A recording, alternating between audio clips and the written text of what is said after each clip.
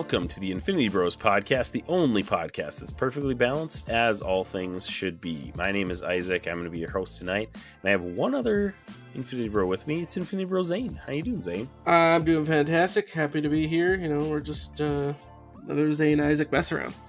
Yeah, it's what they all Zayne are. and Isaac mess around. Zayne, there have been reports from some of the other Infinity Bros that you just basically agree with everything I say. Well, I mean, what do you feel about that? You're a very smart man, and I mean, just one essential frontline worker to another, we got to have each other's backs. So, yes, you know, that's true. The essential frontline workers have to be in alignment. We're a team. We're locked. And honestly, if people have a problem with us agreeing, well, you know what? They're welcome to join us on the podcast. There you go. You know? That's if you want to be on the podcast, go ahead and give us a shout out on social media. And get those other opinions we'll on get you here. in here. Yeah. Yeah. Maybe we'll do a Zayne and Isaac debate against somebody that comes on the podcast. And then we'll tell you how wrong you are and how dumb your opinions are. Yeah. Unless like Zayne breaks rank and finally decides not to agree with me on something. So I don't know. I just think just to search for that, it's just like, I think so much of it, we do think so much alike. Like, that's true. Growing up, we grew up kind of similar backgrounds. We have a lot of the same minds. So it's just like we have fun, obviously, in our Zayne Isaac mess arounds and like all the time going through Ahsoka and stuff. But when you really do step back and think about it, you're like, maybe it isn't the best of always having us, because of all the Infinity Bros, we probably think most alike. Hey, like, everybody on the Infinity Bros, all 6 co-hosts get equal opportunity to be here.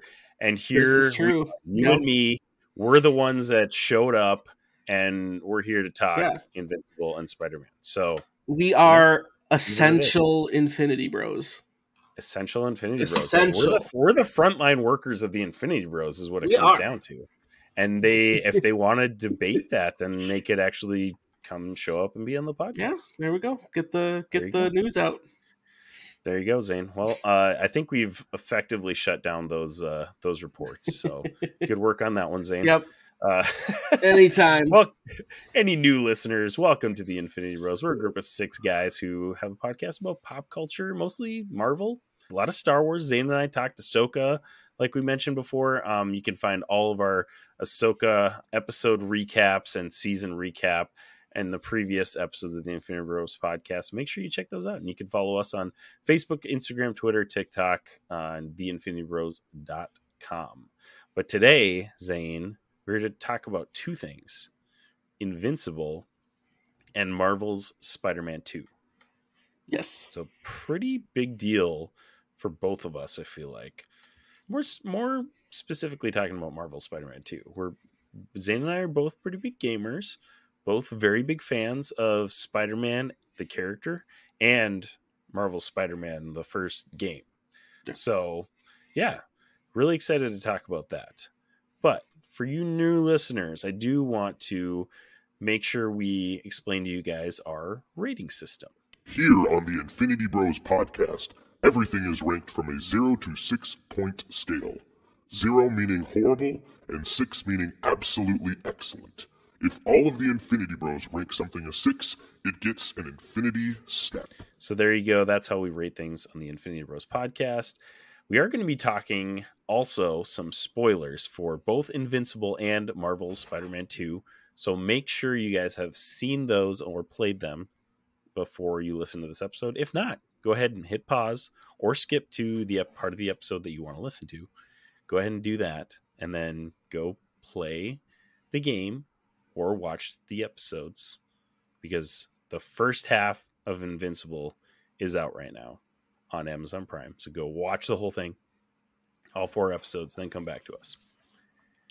So here is your official spoiler warning. This is... Prepare yourself. An Infinity Bros. Prepare yourself.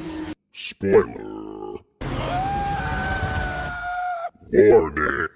So the first thing we're going to talk about, Zayne, is Invincible, the Amazon Prime original show on its 2nd season. Part 1 of the 2nd season, the first 4 episodes came out this past month. and unfortunately is taking a break until part 2. Number one, what do you think about that? Because it came out weekly until we hit this break, and then they're not starting again until next year. Why do you think they did that? I don't know. Does it have to do with coming off of the whole writer strike and everything that like people getting overworked? So is it part of like, hey, we want to make sure everyone has plenty of time to do what they're doing? We don't want to rush stuff, but at the same time, you're like, we only got 4 episodes. And not only was it just 4 episodes, like there was already a delay between season 1 and season 2. Yeah. So right. I guess I don't know what the purpose of this delay is, unless they're trying to like run this together so that like when we get the second half, because I think they already said that too, then like season 3 is going to be way closer than what season 1 and 2 were. Like it's going to be more of a like on pace, but right. Yeah, I guess I don't fully get the long delay. I'm with you. Yeah, I'm kind of confused about this, and look, I'm not an expert on the film industry and animation industry, so obviously all of this is complete speculation, but like I feel like this wouldn't have anything to do with the writers or the actors strike, because I'm pretty sure they would have had all this stuff written and voice acted by the time those started, right? Like you would think that they would have just been finishing animation, right? I think. I don't know. Again, I'm not sure how the animation industry works, but like I would assume that they would have had those things done. So like, why the break? And I did hear some people kind of speculate that like, hey, maybe it's the holidays. Like sometimes these shows kind of get lost in the mix of the holidays, so they're taking a break so they can get like maximum, that's viewers and ratings and stuff like that. That makes sense. Maybe, I don't know, but like it just seems odd to all of a sudden take a month plus break in the middle of a season. Right. So, especially since like, and Netflix has started doing it. They like release like part 1 and then like a month later they release part 2. But this was released weekly for 4 weeks. Right. Now they're taking a break, and I'm assuming when they come back it will be released weekly again for the last 4 episodes of the season. So, I don't know. Seems odd. But hey. And especially too, as long as we keep getting it, then like as long as we keep getting it, I'm fine. But yeah, like they're 20-minute episodes. Like I get like if each episode was like an hour long or something, but you're just like it's just your regular 20-minute episodes. But I don't know. I'm not behind the scenes. I don't know what other work is. Right. I mean, think maybe the holidays have something to do with it. They want people to have time with families or whatnot, and maybe too, you don't want stuff to get lost. Christmas season, maybe people aren't as attentive to this stuff, so maybe that's part of it as well. Like they want it to be more of the focus, but I don't know. Right. Yeah, maybe. I don't know, man. But anyways, the first 4 episodes are out on Amazon Prime, and they were some bangers. We got some crazy moments in this first half of this season. And to be completely honest, there's a lot of stuff that I was not expecting at all. Number one was we got Omni-Man back in, was it episode 2? Yeah, it was episode 2. At the end of episode 2. And I was like, I didn't think we were going to see him till like the very end of this season at all. So I was like, oh, shoot. Okay. Like he's back. Here we go. And then continue on. We get the reveal that he has taken a lover with these bug people and sired a son. And Omni-Man's out here calling the son Mark's brother.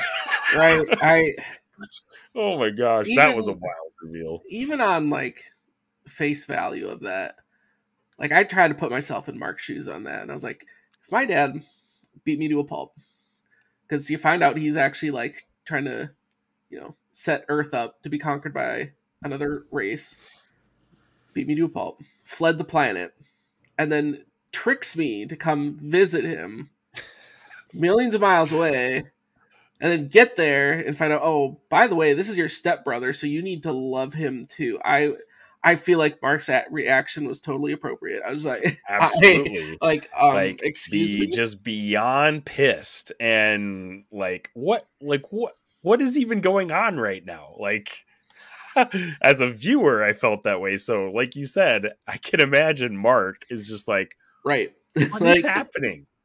Why? And there's actually this moment where the bug people, I don't even know what, do they even have a name? I don't even know. They did. I can't remember it. They get killed by the Viltrumites that come to take down Omni-Man and Mark. And he like turns to Mark and he's like, I feel sadness, like pain for these people. And Mark's like, right. Are you kidding me? Are you serious right now? The planet that you lived on for 25 years, you felt nothing for them, but this planet that you've lived on for 6 months, right? You're feeling feelings for them?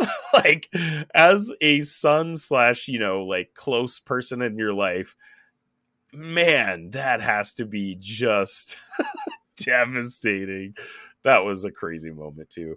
A ton of those crazy moments these last 2 episodes for sure. Well, they definitely packed it in. They were just like, hey, we're going to make sure we send you off with some good stuff before we do this break. Because you're just like, oh my goodness.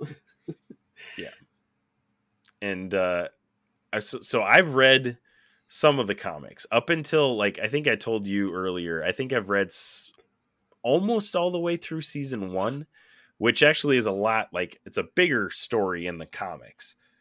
But they condense it and they do a lot of, like, time shifting and stuff. But, like, the story is, like, spot on from the comics. They do a really great job of adapting it. And part of that probably has to do with Robert Kirkman. Like, he's a creator on the show who wrote the Invincible comics. Right. So he's on top of things. He knows how to condense it, and they're doing a fantastic job with that through, I would assume, through this season too. Like, again, I haven't read the comics for this season, which is why this season was like just mind blowing for me. I was like, what the heck is going on right now? Right. My goodness. So yeah, just a wild season. And I did like that we got in episode 4, we kind of got Nolan's perspective of like what happened, like he left Earth and then he kind of just like sulked for, he's got a beard, so it had to have been like a month or something. Yeah, it had right? To like he just like sat in space for like a month. And so he's got this beard. These bug people are about to die in the sun. He saves them, and that's how he comes to be among the bug people and their leader, God, ruler. I don't know what they refer to him as, but yeah, then goes and has a child somehow with Andressa. I love that he continues to call her by her name, Andressa, through that last episode. Like, Mark's like, Andressa, are you joking me? Oh my gosh, just wild. I still think that's why, though. Yeah, when you still contrast that, though, all that happens because he saved those people going into that sun, the black, whatever it had to have been like a sun or a black hole, like a star or exploding, like whatever. Like, when you think about it, you're like, if you just let them people die, the rest of their race would still be alive right now. Right. Like, I just true. It's like the Batman thing. You're just like, I mean, him being there is what brought the Viltrumites there. Right. Else the Viltrumites would have never went there. You're just like, oh. So I suppose that's maybe a overarching thing in general of just like, right, it's kind of your fault, but yet you're trying to do the right thing to prevent this from happening. This is like one of the first times that Nolan is coming to that like realization and stuff like that, because for the 20 plus years on Earth, he was full Viltrumite, like, oh yeah, this Earth is going to be destroyed. Like, I'm here on a mission. Then, the fight between him and Mark from last season happens. And then that puts him into kind of limbo. Like, he's questioning his whole life, basically. So now this is like the first time that's happened. And he's like, crap. He probably does realize that. You don't really see that on the surface, but the Viltrumites come, they wipe out that planet. And kick the crap out of Mark and Nolan. Right. And that was an awesome fight, wild fight. Yeah, that was well done. That was cool. They did. And I saw, again, haven't read the comics, but I saw multiple shots after the fact of like people posting the comic panels online after the episode aired. And they put some shot for shot like stuff out there, like exactly on point with the fights in the comics. That's which cool. Is incredible. Like I thought that was really cool how they did that. And there's, apparently in the comics, there's Viltrumites that are important to the story, and they kind of like mixed and matched a few of those characters and stuff like that, with the ones that came to that planet and they were fighting and stuff like that. So it'll be interesting to see how that all shakes out. But at the end of the episode, they dub Mark the Viltrumite of Earth, and they take Nolan for execution. Right. Like, which is another twist that I was like, okay, well, I guess it makes sense in the Viltrumite whole thing. But like, I was like, again, I was not expecting to see Omni-Man almost in this whole season. So the fact that we saw him and he's going to get executed now, I was like, oh my gosh, like what the heck? This is wild. So yeah, a lot of crazy stuff happening, which I mean, we're not used to seeing with season 1, right? Like, I mean, right. Like you're kind of expecting this, but I think going back, like you said, like you weren't expecting to see this much Nolan, like, because like, especially those first 2 episodes, like they set up everything with like the Maulers. They bring in the other dude whose name escapes me, but apparently he's kind of a big bad as well to Mark throughout the comics. And it's just like, okay, those guys got an episode and a half, 2 episodes, and then all of a sudden it's just no, we're back to Nolan. No, we're back to the Viltrumite thing. So I was like, all right, so is that just we're just gonna circle back on this? Or I assume it's gonna be some sort of ragtag thing, because once his Viltrum starts showing up, it's gonna need to be all hands on deck. So even if you were a villain like that, they have to tie back into the story somehow. Yeah, and one part we haven't mentioned yet is, I think it's episode 3. The first half of the episode is basically an episode of Alan, the alien, which was fantastic. Yeah. We got to follow him around for a little bit. Like, hey, as much as people rag on Seth Rogen a lot for a lot of the dumb stuff that he is in and does and all that stuff, but like, man, they could not have picked a better voice actor for Alan the alien. Yeah. I think he's perfect. and he's been pretty involved in a lot of these productions too. Like he's pretty involved with this show. He's involved with The Boys, I believe, as well. Like he as a producer or something like that of some kind. So like, dude is like loving these superhero projects, and I love that he's Alan the alien. Like, but we get him kicked the crap out of by Viltrumites, and that is a brutal scene. Like, that is wild. So it's kind of cool that in that episode we get to see his backstory, that he was kind of like created to be like an answer to the Viltrumites. Obviously he's not as strong as a Viltrumite, but 3-on-1, it's not really much of a contest. Right, that's not really the crap fair. Kicked out of him.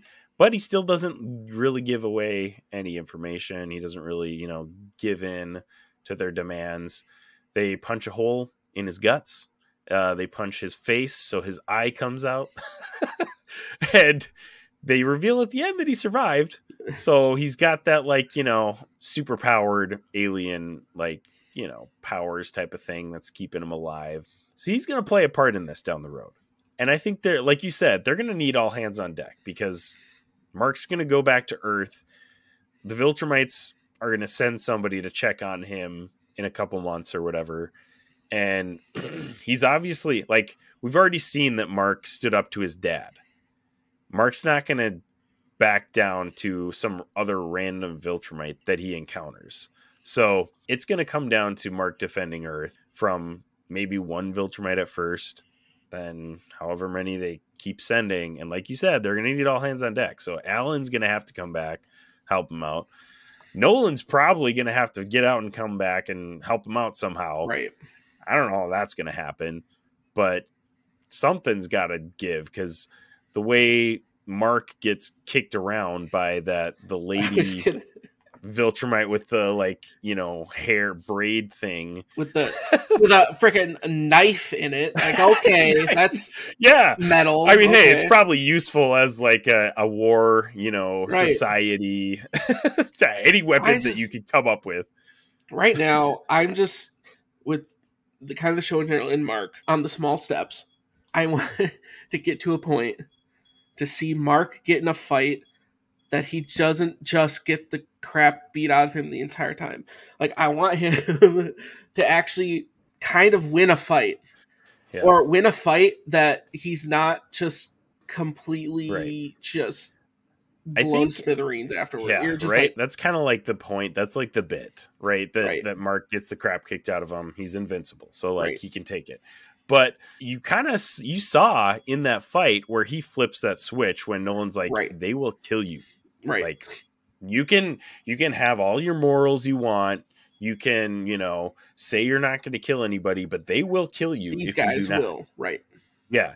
And even if they're dead, they will still get up and kill you, because like that first guy that he kills wasn't comes back. He's like got a big hole in his belly. He's holding his guts in his shirt. He's holding his guts in his shirt and still kicking the crap out of Nolan and Mark. Just like, holy crap. Wild stuff, right? Like, these guys, unless you like decapitate them, they are going to keep fighting. Right. You see that happen in Mark. Like, he flips that switch and he's like, okay, now he can actually stand toe to toe with this Viltrumite and, you know, actually compete instead of just getting the crap kicked out of him. So there's a switch coming eventually here where he's going to start winning fights, especially with people on Earth. I feel like you go toe to toe with a Viltrumite, all these like bad guys on Earth are going to be like small potatoes. Right, exactly. Like, there's the only other people on Earth that could even hope to stand any type of chance in any fight would be Adam and Eve. But like, she's your friend. You're not really gonna have to fight her, hypothetically. Yeah. Exactly. So yeah, it's some very interesting things, wild stuff happening. Just like, kind of like, are almost conditioned to expect crazy stuff to happen right off the bat in that first season. The first 10 minutes of the show, Omni-Man slaughters the Guardians of the Globe, like, and you're just like, oh dang, what am I in for here? Right. So after that, you're just like expecting the unexpected, you know. So I don't know what's gonna happen. I honestly like don't even know what to speculate at this point. I'm just like, you know what? This is one of those things where I'm just like, I'm along for the ride, so I'm gonna go where it takes me. Right. Exactly. Like, and I think that's part of it too. It was just, it's been good. Like, every episode they've caught, it's been good. So it's not like, oh man, there's speculation of like, oh, is this not going to be that great? Or is this like, I'm along for the ride, because so far I have no reason to doubt that the ride won't be good.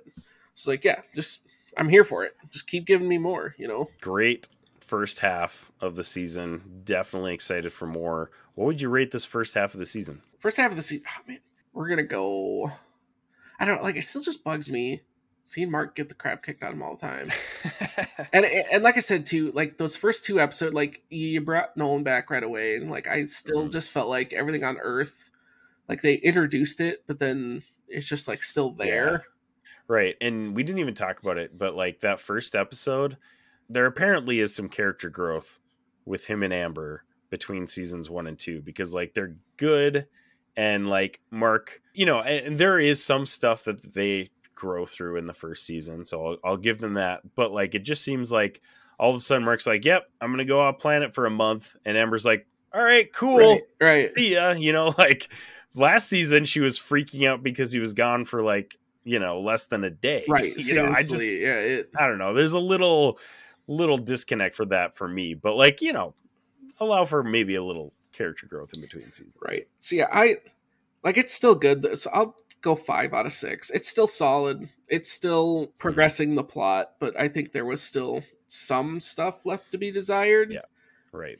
And then, yeah, I mean, yeah, obviously the break in the middle is kind of weird, but Yeah, I think I'm with you. It's hard to give the first half of the season a rating, even just because we can't see the whole picture. Right.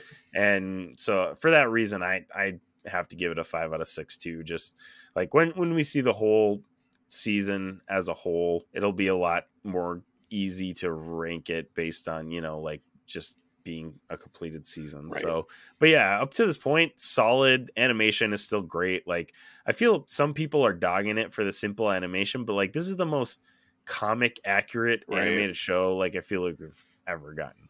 Like, it's like so perfectly, like, and I don't know how much or if at all of the comics you've read, Zane, but like, this is like a 1-for-1 recreation of the animated style of the comics. Like, it's like perfectly on point.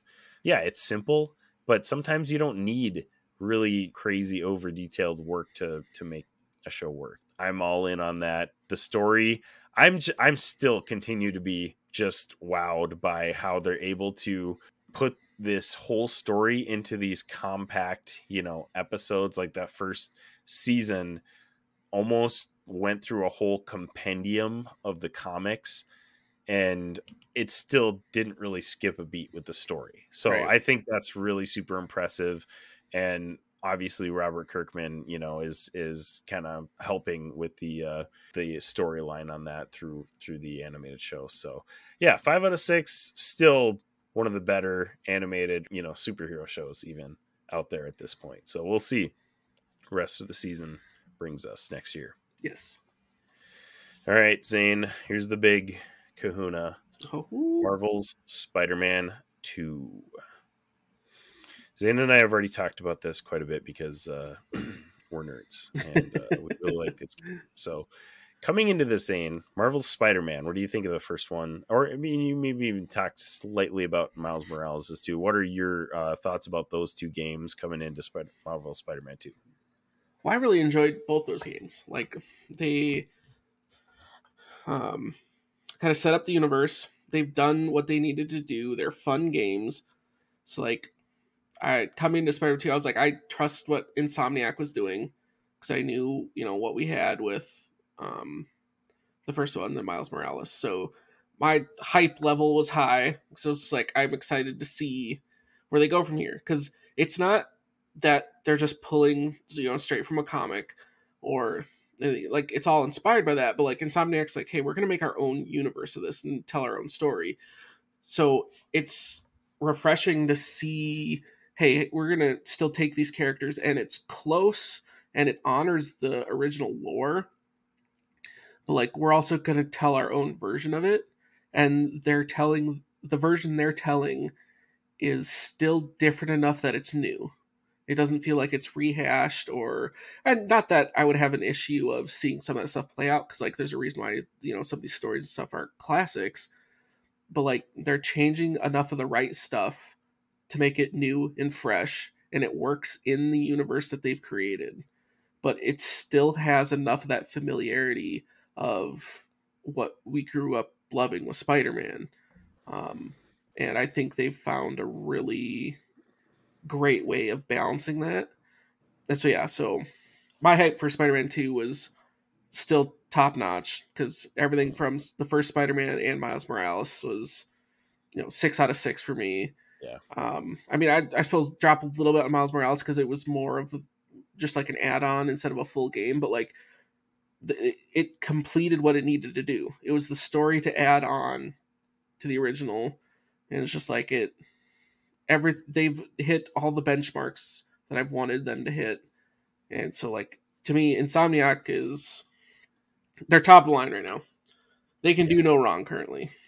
Yeah, I'm 100% with you. Spot on with the assessment of Marvel Spider-Man and Miles Morales. Like, such great games, and they found an incredible way to respect the source material, but also come up with their own backstories and their own stories. And, sometimes that really gets people going, especially comic book / comic book movie fans. We're all a pretty rowdy bunch when it comes to people's origin stories, and Spider-Man's is like one of the most well-known origin stories of all time. And it's just really cool how they were able to make that into their own thing. And I feel like it's pretty much universally loved. Like, I don't think I've ever come across a person that's like, yeah, that game sucked. Like, yeah, some people maybe don't like it quite as much as we do, but everybody is like, yeah, this is a good game. This is a solid game. Right. So yeah, it is very impressive what they're able to do with those games, and Miles Morales too. Like, I feel like they even have a bigger opportunity with Miles Morales just because there isn't as much lore and, you know, stories with him, so they can kind of create their own, and which is really cool, that they have that opportunity with that character, and they've been doing an incredible job with Miles Morales as well. So, but like you said, I do feel that game was a little short as well, but it was almost like a little bonus, because like they announced it like a month before it came out. I think they were like, it was really hey, quick. by the way, yeah, we're having a Miles Morales game come out like at Christmas. I mean, we're all Right. like, what? Okay. Well, it was also because it was more or less kind of aimed at being like a PS5 launch game. Right. Yeah. Actually, I'm gonna have to replay Miles Morales, because like there's not a whole lot of Christmas games out there, I feel like, and you get the Christmas vibes. Yep, Miles you Morales. very much get the Christmas feel from it. Yeah, and it's nice and quick, like you said. It's a pretty quick playthrough, so definitely gonna have to go back to that one for Christmas after I platinum Marvel Spider-Man 2. Yes, so you gotta get that platinum. yeah. Been working on it. So okay, now we come to Marvel Spider-Man 2. Zayne has platinumed it. I have completed the main story. I'm working on platinuming it as well. I've only platinumed like 4 games, and Marvel Spider-Man and Miles Morales are two of them. Yeah. And granted, they're not hard games to platinum. Right. Like, you spend like a little bit extra time hunting stuff down. These games are not hard to platinum. So like, if you're not a platinum hunter, don't be scared by that. Like, go for it, because they're really easy to get. Fairly easy to attain if you're willing to put a couple more extra hours into the game. And I could fly around the city all freaking day in this game. Oh yeah, easy. It is phenomenal. Okay, so Marvel Spider-Man 2, the big thing that they added with traversal and with travel is the web wings. So, you know, everybody listening to this has probably played this game a little bit at least, but like, you swing up into the air, you whip out those web wings, and you can glide. And man, does it make the travel so much fun. Right. They put like little wind tunnels throughout the city. They put these like, you know, boost like air drafts throughout the city, so you could almost glide around all day without even, you know, touching the ground. And it's just so fun, dude. I don't think I'm trying to remember if I've fast traveled at all. I don't think I have yet, and I'm not planning on it unless I'm like short on time, and I'm like, all right, I gotta get there, like, you know, quicker than right. Well, like I did some just because it's you're running around trying to like finish off some of the rest of like the trophies. Right. That's what I'm saying. Like, just tracking down all the extra collectibles. But like stuff. Even on this, what's wild, and part of it just tested out the PS5, but like the fast travel on this, it's literally like you just hold the button, it loads in your character, it shows on the map of your character moving, and then the screen just cuts there. That's amazing. And you're swinging. Like, there's no load time. There's no, like, it's legit. You just put your cursor wherever you want. You hold your fast travel button, and then we're it's wild. Finally using the hardware that we have to its capabilities. Yep. We're finally using it. it's something. So good. I love that there's like no loading times. Oh yeah. PS5. It's incredible. Cause like, so going back to the PS4, so we have our PS4 upstairs and basically just use it for our kids now at this point. My middle daughter Solvi is 4, and she just started playing video games. She started playing this Paw Patrol Adventure City game, and the loading times are freaking longer than the levels. It is ridiculous how long the loading times are. And I'm sitting here, I'm like, did I seriously sit and wait this long for every single game I played my entire life? before getting a PS5. Like, like, I don't remember. Well, that's that. what's wild, because like that's still just PS4. Like that's Yeah. not like PS3. Yeah. Like that's literally just Yeah. last gen. Like Yeah, wild stuff. So anyways, PS5 is, and I'm sure Xbox Series S and X are similar in that capacity. You have a Series X, right? I have a Series S. Oh, you have a Series S. Sorry, with the cheaper one. Yeah. Are the load times like similar on Yeah, that one as well? It functions the same way. You're just like, Yeah. I don't know how I ever stood loading. How did we live before. with that before? Right. That's wild.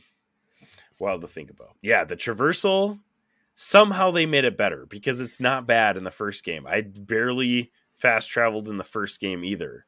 And Miles Morales, like, it's just fun to swing around the city. And, you know, a lot of us have played kind of the older Spider-Man games.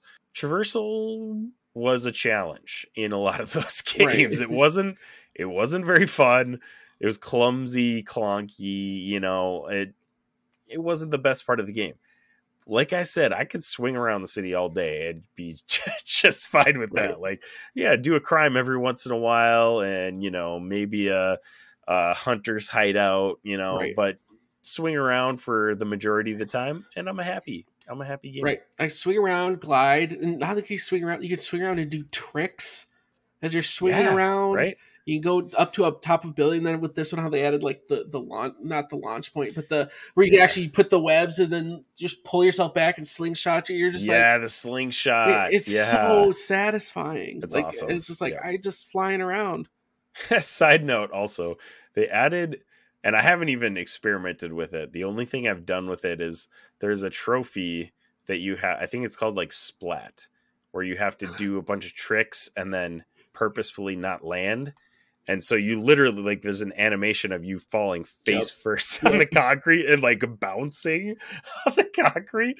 And they actually added fall damage. Like, you can turn fall damage on, which I have not done that, but I'm assuming it's the same animation as that. It's wild. It's like, the fact that they put that in there is so much fun. It's so funny that they put that in there. Just incredible. But yeah, they've done a phenomenal job with the gameplay. Combat is very solid. If you liked it in the first game, it's just as good, if not better, than the first game. The one thing that I was kind of concerned about heading into this is like, hey, like, we're going to get Miles and Peter. How are they going to handle that with the combat? Because like Miles and Peter are very different in how they fight. And they did this perfect. Like, each character has a skill tree, and then they have a skill tree together. And man, they just did all around great job. Well, not only that, but I liked too how, so obviously the gadgets are shared, but then on the special abilities, like the special abilities are different, but they are the same functionality. So like Miles and, you know, Peter will both have, you know, an area of effect attack, even though they do different things. But it's not like you're having to completely, you know, that, hey, I just got to hit the triangle button. So it doesn't matter what character you're using, or, you know, hey, this is the one that'll send a bunch of webs out. It'll be a different method or whatever. But it's like, it's the same principle of what the attack is, even though each character has their own take on it. And I thought that was really made it easier to use, because you're just like, well, now I'd only have to think of, okay, what's the type of attack? And you're not having to pay attention to who I'm using. It's just, all right, it's the same general kind of attack that I'm doing. And then the fact, but they made it different enough to where, like, you don't, it's individual, like it's not just, it's the same character. Each character has their own individual take on it. And I thought that was really fun. And it definitely made it more unique. And then especially as you go on and unlock some of the other powers. And then when you start using like the Venomized style powers, I forgot Miles' upgraded version, because his the blue ones. But then basically they have the upgraded version of their powers too. And you're just like, it just was super fun. Yeah. And man, the way that they incorporated those with the story honestly was flawless. Like, I have zero complaints with how the progression went with, like, you know, the powers. Again, we kind of mentioned how they're kind of forming their own story. Both these characters have unique backgrounds, but they come together in this story, and man, it's so stinking good. Like, the fact that there comes a moment where Miles is working with Martin Lee, and that's how he gets his upgraded powers. And then just a little bit further in the story, Peter basically, like, they work together to get Venom out of Peter, and then Peter gains Martin Lee's antimatter powers and becomes anti-venom. And I was like, that was the thing that I was like, where does anti-venom come from? Because it's a very different origin story in the comics. Completely different. I was like, where does that even come from? How do they fit that into this game? And it was just so cool how they incorporated Martin Lee's powers to, give them both their enhanced powers. It was just so stinking good. Yeah, and that's what I said too, of the whole point of it took everything we had, from the comics and still paid respect to that, but they're like, hey, we're gonna do our own thing, but it still makes sense. All that Venom stuff's going on. You're just like, oh man, how are you gonna counter Venom? And then using those powers, and then it gets purged, and it literally becomes the anti-Venom suit, and you're just like, this fits. And that moment is such a cool moment in the game. Yeah. It's just one of those things you're like, they did it. Like, you couldn't help but just sit there and you're like, I can't help but just kind of be drawn into this moment. Yeah. Super geeked out when that, and it comes out that was going down. And then you're just like, hey, yeah, use your like anti-venom power at this, and you're just like, and then Miles is his upgraded, like the Electro, and you're just like, you had that epic feeling. So you're just like, this is what we're here for. Such a great story. And okay, so I'm going to pivot a little bit. We got some great villains in this. And honestly, this is probably what pushes this game over the first one for me, is we get Kraven and Venom, which Venom is my favorite. Like, he's one of my favorite characters ever. He's my favorite. He goes from villain to anti-hero in the comics, and I kind of wanted them to leave that open a little bit, which maybe is my one gripe, I guess, if you could even call it that. But like, man, they handled Kraven and Venom so well. And I feel like Venom has been handled very well in other forms of media as well. But Kraven is a character that has been underappreciated and underpowered in so many different types of media. Like, he basically becomes just a hunter. He's the guy that hunts people and animals and stuff like that. And he's so much more than that. The way that they adapted Kraven's Last Hunt to this storyline was just phenomenal. Wow, they made him so intimidating. Even in the trailer that we got pre-release, it was so cool how they made it like this big hunter guy was like hunting, and then all of a sudden this bigger hunter guy takes down that guy who you thought was Kraven. No, that's Kraven hunting that other guy. That was so cool. Such a great, and it set the perfect tone for this, because honestly, when you're going through the storyline, I had the thought, I don't know about you, Zane, but I had the thought of like, how can we kill this guy? Like, or take him down even, because Spider-Man obviously doesn't kill people, but like, how?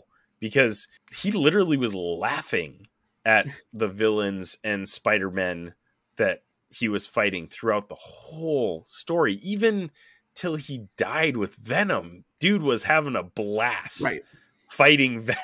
It was just like, this is terrifying. This guy's just enjoying this whole thing. This dude is a psycho. Just a true psycho. But oh my gosh, they played him so well, and like, he's so intimidating. He's like the perfect representation of what Kraven should be.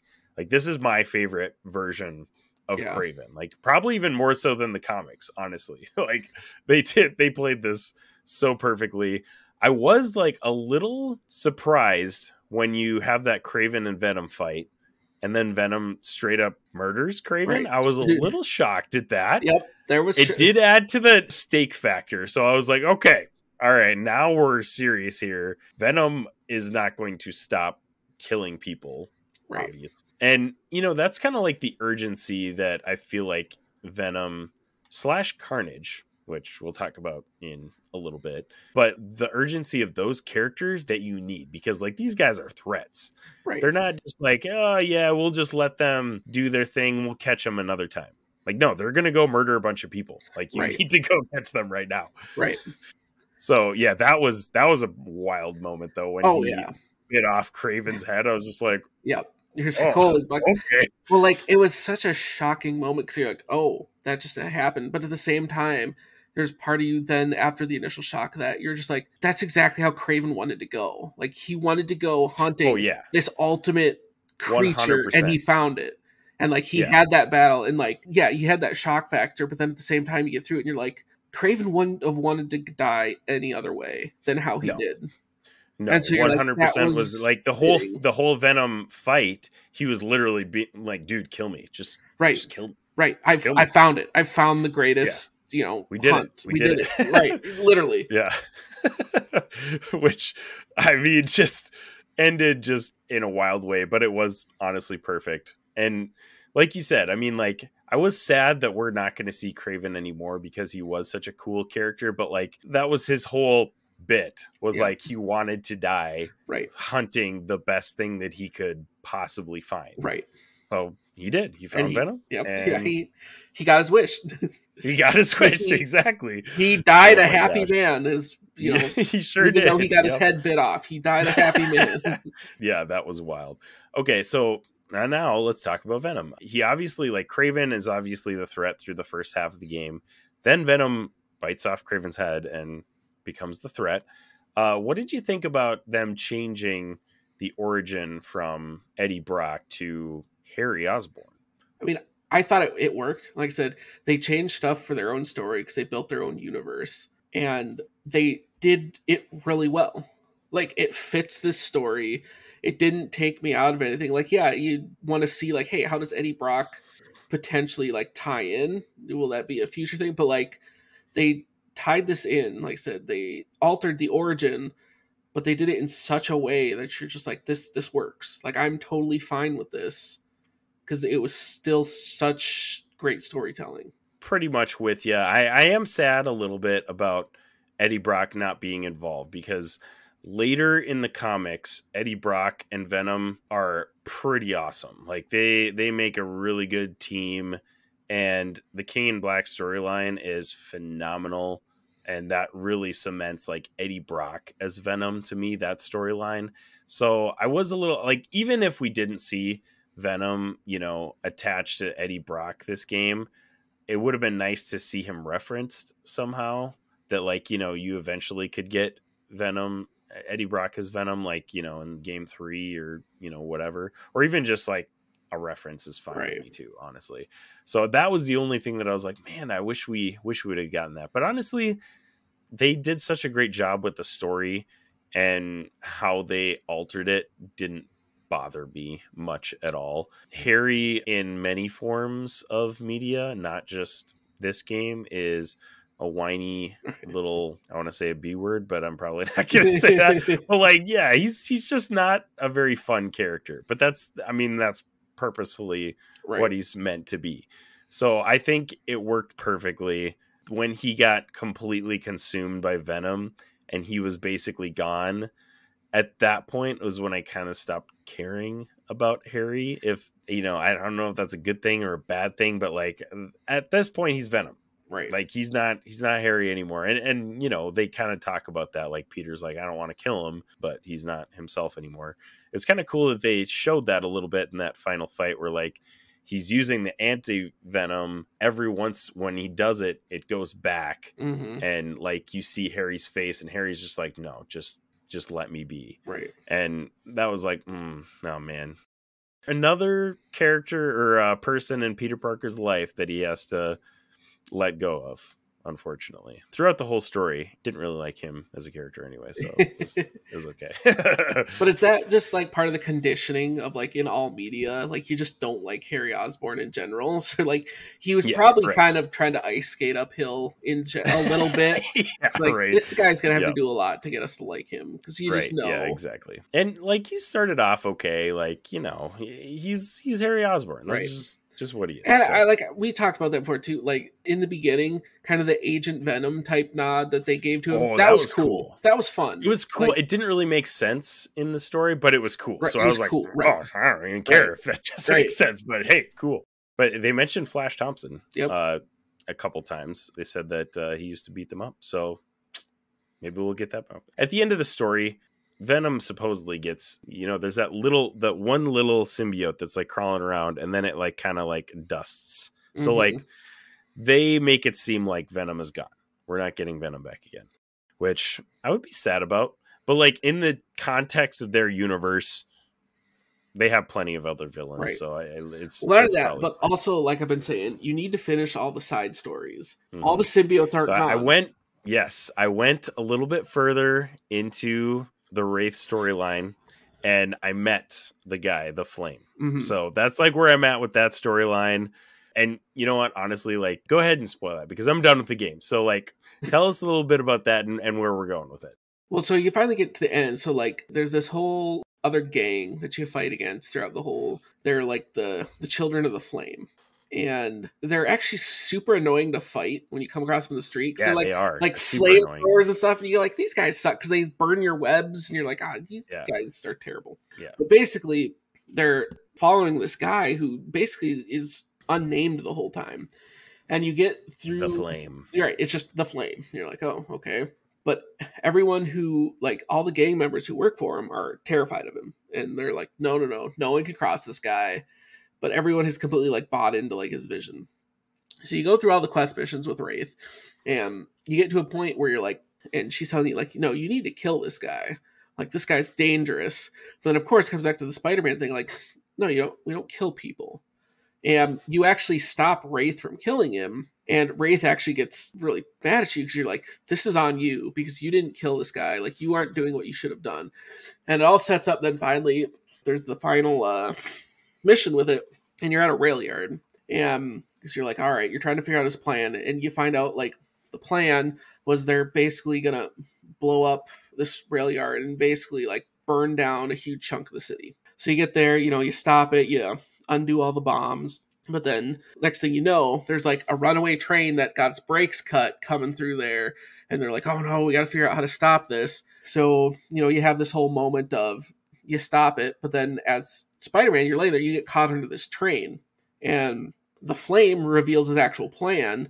So that train was coming from Oscorp, and he was anticipating on you stopping and derailing the plane, or that train, not plane, because the train was carrying other symbiotes. Oh, and he goes and grabs a symbiote, and then what you notice is he grabs one, and basically what it turns out to be, the dude has red hair. The Flame's Cletus Cassidy. Did they actually name him at the end, or I don't remember if they actually say his name or not.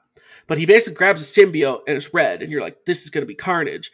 And he's sitting there as you're trapped under the train, and he just like pours gas on you and drops the match because he's just going to burn you, and you start catching on fire. And then Wraith comes, puts the fire out, or whatever, and it stops you. But like that whole storyline ends with Cletus Cassidy has one of those containers that have trapped the symbiotes in, because his whole goal was just to get symbiotes, and then he disappears. So you got Cletus Cassidy out there with the symbiote. Let's go. And so that was just a lot, right? And so there, a lot of speculation on that is like, is that going to be a DLC we're going to get? Oh, that would be perfect DLC. Oh, right. Or is that going to set up a third game? Slow down here, because like, okay, so we get the post-credit scene. Actually, I don't even think it's post. I think it's right before the credits. But Norman goes to Doc Ock in prison or whatever, and he's like, "Hey, who are the Spider-Man? I want to kill him." Yeah. So he's gonna become Green Goblin. He's got to be one of the main villains for the next. Well, he's gonna be. Well, not only that, because he goes to Doc Ock, but then even Doc Ock was like, "Screw you, I'm not helping you." Because Doc Ock, that was a great part, because that was awesome. He absolutely hates Norman. But, yeah. Well, not only that, but then when you get to the end and Harry's in that bed and Norman gets on the phone call and it's like, hey, come finish the work on the G serum. And you're like, dude, that's the Goblin serum. Yeah. It's like, so that's got to be, it's happening. It's happening. So that has to be, that's the focus of the third game, Green Goblin. Yeah. It's the most iconic that'll be one of the main villains. But like, I think we're going to you have to get like a tandem 2 or 3 main villains in a game like they did with this game. I think that was just like perfect how the main villain was Kraven for so long, and then all of a sudden Venom becomes that main villain threat. So it'll be interesting to see how they handle that with Green Goblin. But yeah, maybe, I mean, it would make sense to have Carnage as DLC with this, just because this was like a symbiote game. Right. That would fit really well with the game. But I want more Carnage than just a DLC. So right, exactly. Because personally, I'd love for him to be a part of the next game. But right, but at the same time, like, how would you fit that in? Because like the whole Venom thing was kind of in this one, so it seems like it fit more as a DLC. Because then obviously, you're gonna get Green Goblin. Then another rumor that I've heard is like you go, with the G serum, they complete it because that's what Norman's trying to work on is the new cure. Because like, for those who haven't played the game, basically the cure that they came up for Harry, like that's how the symbiote like evolved. So they basically used the symbiote, and that's what cured Harry. Yeah. And so now they switched to this G serum. So one of the possible things that some people speculate is that it'll be Green Goblin, and then Harry will be Hobgoblin. Ooh, yeah. Oh man, if we get a Goblin, because then the game, the third game, because second game was symbiotes, third game would be goblins. Goblins. And that would be also that pretty would be sweet. sick. I'm not gonna lie, that would be pretty awesome. Because then you'd have goblins, and then the other, it's not as big of the side stories with what you get with the Flame and I mean, you could go Cassidy, deep though. like, you could go like Hobgoblin. You could go into Demi-Goblin. There's a bunch of Goblin characters. Right, there's a bunch of but another one of the side missions you run through when you get to the end, you also run into Chameleon in this. Ooh, yeah, okay. And I did hear that, yep. So, then Chameleon has actually ties to Kraven in this universe. I don't think it was his brother. I think it was someone who escaped Kraven. I don't remember exactly what the story was, but like it's I don't know if you've unlocked the missions with the ones where we got to follow the drones and like unlock who the drones. I just actually unlocked the main like armory or whatever that I'm supposed to go to, so that's like next on the list. Yeah, so when you get to that armory, basically you get there and you kind of figure out that's what you discover, and that's why those drones were tracking the different people. It's because it was all people Chameleon was pretending to be. Oh man, that's awesome. So, okay, so pumped. So that's why Kraven had those drones out, because Kraven was also trying to find Chameleon. Mm-hmm. So you also kind of have Chameleon around, so you're like, well, that could also be potential DLC, but that's also someone you could use in another game. Yeah, it'll be really interesting to see what they come out with for the DLC, because like the DLC for the first game was still fun. Like I definitely enjoyed it. And Silver Sable was cool, but like the villains in those DLCs, like the Cyborg Hammerhead, was just like, right. Okay, this is stuff that I really didn't need. But it was more Spider-Man, so obviously I'm gonna enjoy it. Kind of unnecessary. So yeah, I don't know. Carnage would be sweet, but I would like to dive into him more than just DLC. Right, but then that's the part too. It's just like, because if you want to bring him in as a focus, like what if that's how they just continue to just weave these stories? Like what if you get Carnage, and then even if it maybe is a DLC, but then you bring him in the third game, right? And then and here we go, like back to this again. Like so there are a bunch of symbiotes in that train or whatever. Very likely that there's probably still some of the Venom symbiote in there as well, right? So like then you could potentially get Eddie Brock, and then you could have him be, or even if you didn't go Eddie Brock yet, go Flash Thompson, get Agent Venom. Right. Well, that's what I mean. Like, sweet. Like, there's other options. That's what I mean. Like, there's still other symbiote. Like, there's still potential there. But also, like, if you go the Goblin route, bring in Carnage, and you get the Red Goblin. Oh, like, man, combine those stories. Right. That's what I'm saying. Like, it would be, have that be the final villain of Spider-Man 3 is some Red Goblin fight. That would be nasty, dude. Oh, I'm already getting giddy thinking about it. Right, that's what I'm saying. I'm like, that would be awesome. And then, I mean, I guess pivoting from the villain part of it, because at the very end of the game, you got that teaser, you find out who Rio Morales is dating. Yes, I forgot about that. Also sets up potential the third game, which again is more rumors and speculation, but basically they're introducing the character of Silk. So you find out that Rio is dating Albert. I don't remember if their last name is Wong. Moon? I think it's Moon. That's it. It's Moon. Yeah. So yeah, it's Albert Moon, and then they come over because they're there's a under running thing through the story of oh, Rio wants Miles to meet this man she's been seeing. So they come over for dinner at the very end of the game, and she introduced that to Albert, and Albert's like, hey, this is my daughter, Cindy. You only see the back of it. It's not like a full, it's just that quick teaser. But then you're just like, oh, well, that's Silk. So now the speculation is like on the third game is like, and you kind of already know that of Peter taking that step back, kind of be, the man in the chair, if you will. Right. The focus, and Insomniac's kind of said that it's Miles' story more now. But now bring in Silk as your sidekick. Bring in Silk. Also, we get kind of the side quest of the spider bots. Yep. So we get multiversal aspects. I mean, we could see more spider people than just Silk as well. We might get like some cameos from other spider people if they do any type of a multi-dimensional side quest in Spider-Man 3 too. Right. So a lot of cool things and a lot of possibilities. Man, it's so hard to find things about this game that I don't like. Right. Like I want to be not critical, but like I do want to give it like a fair review and say things like, hey, this is what they could have done better. But like there's not a whole lot they could have done better in my honestly. Plus it's just like we're saying, especially for the Infinity Bros, two of the biggest Spider-Man fans. So you're just like I'm a Spider-Man shill. Right. Exactly. Like I'm in the same boat. So it's just like our thoughts are going to be the same because it's just we're probably a little too biased to be fully reviewing this, but like I feel like we do have good perspective because we come at it from probably a more of a comic book standpoint than a gamer standpoint, but we're also pretty decent gamers. It's not like I would say I'm a casual gamer because I don't like play every single new game that comes out. But like, we're pretty experienced on the gaming side of things and on the comic book side of things. So like the fact that they've melded both of these together so well is just, it speaks volumes to the work that they've put into this game. And Insomniac also has Wolverine coming out in 2025, I think. Yes, early 2025. Maybe? Yeah. But also confirmed set in the same universe. Let's go. Let's go. Oh man, so excited about that. This was gonna set up my next question too. Okay. Did you unlock the Wolverine suit for Miles?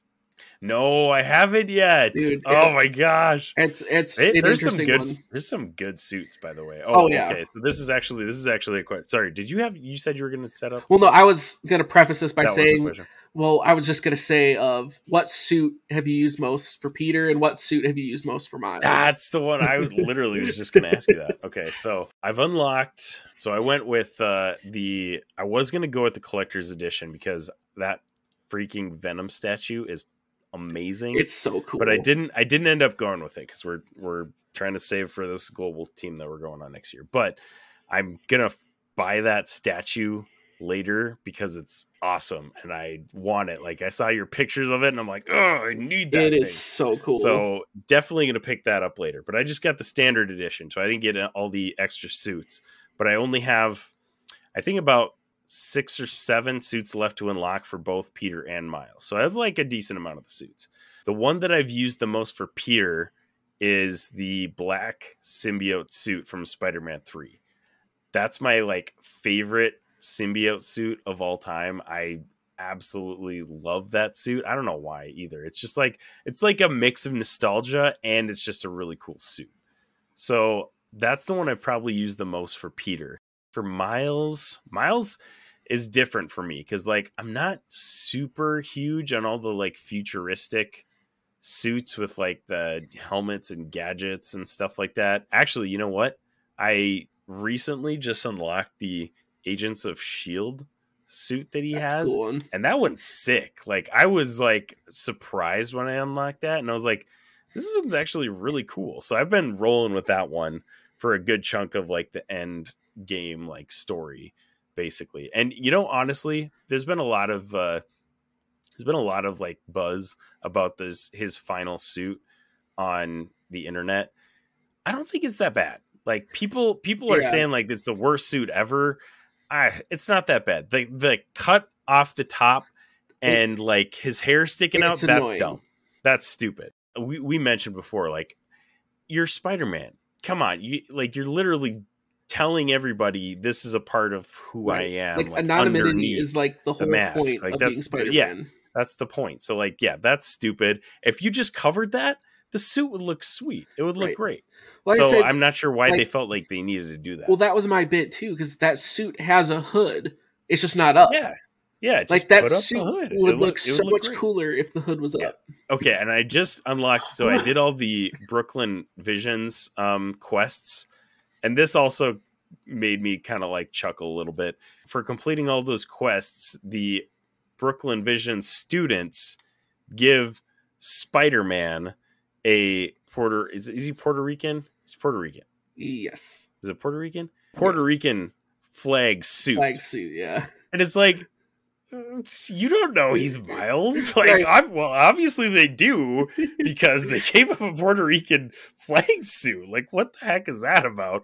So that was weird. I was like, all right, there's some things like that where you just. I mean, it is a cool looking suit. It's a cool suit. Yeah, it's not a bad looking suit, but like, it just was like, oh, okay, well, that's odd that they would just randomly give him a Puerto Rican suit. Interesting. But yeah, I'd say that Agents of S.H.I.E.L.D. suit for Miles and the black suit symbiote for Raimi specifically for Peter. What about you? What have you been rolling with? I would say, like, I would occasionally switch because I'm like, I have all these suits. You gotta use them all. You know, there's so many cool suits. But I feel like the ones that probably got the most runtime for me, for Peter, was probably the Superior Spider-Man suit. Oh, that one's so cool. So cool. Like, it's just so sleek. But I also, like, there were times I wanted the suits to still kind of reflect or match a little bit, like, between Peter and Miles. So, like, I did a decent amount with the Superior Spider-Man.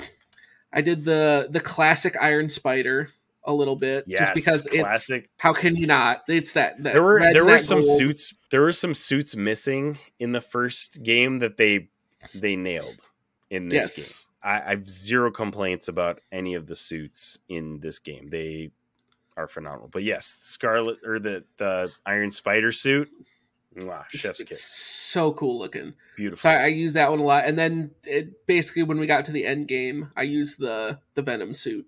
Yeah. Not the Raven, like the actual like the smooth black Venom suit that was in the game, because I was just like, that just looks cool. Well, then not only that, but then you get the anti-Venom suit, and I was just like, this just looks too cool. So I ended up sticking that for the end game, and then just rolling with that. Yeah. So, and then the one for Miles, the one I used a lot was, well, there's one of his hooded ones. I don't remember what it's called. It's almost like a more modern of the Arachnite one. So it has the hood comes up, but then it almost has like glowing lines. Isn't it like down. Web Warrior? Yeah, I think it's Web. It might be Web Warrior. I used that one a lot, but then when I finished off the rest of the Mysteriums of Mysterio's side, I haven't done that yet. You told me about that earlier. The suit you get for Miles for that is so cool. That was the suit I used the rest of the time up until the end game suit with Miles, because I was like, you got to end the game with the end game suits. That's just in my mind, it's just the coolest way of doing it. Yeah, but when I unlocked that suit, I was like, I have to use this suit the rest of the time, because like I told you this before too, like one of the color options to set that suit for is white and gold, and you look like the White Power Ranger. That's amazing. And it is the sweetest thing. It's literally combining a Spider-Man suit with the White Power Ranger. And you're like, this is so cool. So like that, hands down, for this game, that is my favorite suit design for this probably entire game. Right. That suit. That one's highly recommend getting that one. Definitely going to be getting that one. I think the other one that I probably rolled with in the beginning of the game the most was the Amazing Spider-Man 2 suit. Like they had, I think in the first game they had the Amazing Spider-Man suit, which is the one that's kind of like funky off colored. They like kind of like made it different to be cool or whatever, which that one doesn't look bad either. And that they have that one in this one, but the Amazing Spider-Man 2 suit is the best live action suit ever. Oh yeah. Like it's so very stinking good. Yep. Has the big lenses. It's perfect. And I rolled with that one for a good chunk of the first part of the game. Yeah. Because it's just so cool. Yeah, for sure. Again, like I said, it's tough to stick on one because there's so many. So I found that too. Ones, just dude. like you flip through, then you play a little bit. I gotta go to another one. You just keep kind of rotating through. You're like, man, this needs to be just like a random locker, like in Fortnite.